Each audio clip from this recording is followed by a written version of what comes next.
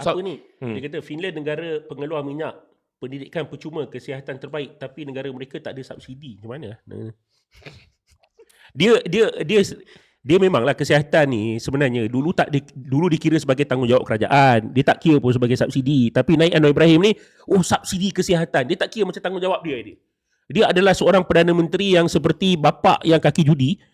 Kan? Bapa yang kaki judi tak bertanggungjawab kepada anaknya. Itulah Anwar Ibrahim ni, dia seorang bapa kaki judi, kaki pukul bini, tak bagi apa? Tak bagi nafkah yang cukup. Kan bini nak pergi pasar pun disuruh bini dia kerja sendiri. Itulah Anwar Ibrahim. Tak, dia salah. Sejak bila Finland tak ada subsidi? Bang, kau dengar betul-betul bang.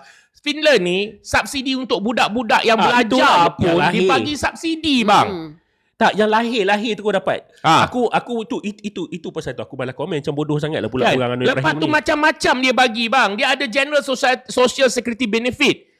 Dia ada macam-macam subsidi dia bagi.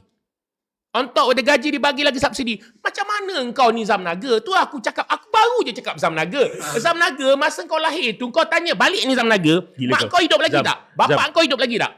Zamnaga. Nama kau Zamnaga, nama gangster sokong Anwar. Gila bro. Okey, kalau mak bapak engkau hidup lagi kau tanya, mak, abah, masa saya lahir dulu, ada ke mak dengan abah doakan supaya saya jadi pentaksub kepada mana-mana pemimpin sampai saya tidak boleh menggunakan akal saya? Ke mak doakan saya menjadi seorang manusia yang beriman, menjadikan saya seorang yang taat kepada Allah, menjadikan saya manusia yang berjaya? Kau tanya dengan mak kau macam tu. Silap-silap mak kau tak jawab, mak kau bagi kau satu apa ni, mak kau kena tendang dengan mak kau, kau tahu tak? Ataupun mak kau bagi kau pelempang je, kau faham tak? Ataupun mak kau kata sokonglah pihak, mak wasiatkan kat kau Zamnaga, walaupun kau gangster, nama kau Naga, sokonglah PMX. Ke mak kau bagi kau nasihat macam tu? Supaya engkau walaupun kau naga, tapi kau jangan lupa satu hari lagi kau bagi kau penampau kata kalau ada naik. Kan? Tak, memang betul Anas kan? Tak ada kan? Dia boleh cakap, kau tengok kat Finland, bla bla bla, tak ada subsidi. Ya Allah, kau tak tengok senarai nama berapa banyak subsidi? Dia kat Finland, dia tak panggil subsidi. Dia kata benda tu adalah tanggungjawab kerajaan. Bila subsidi ni, kau ingat tak?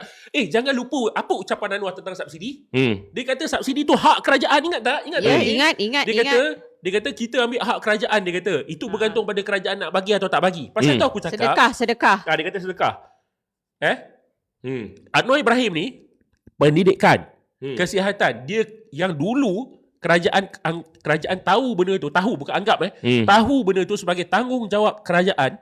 Anwar Ibrahim, dia adalah seorang seperti bapa yang tak bertanggungjawab, ditukar benda tu kepada subsidi. Jadi bila ditukar kepada subsidi, lepas tu dia pernah ceramah tau.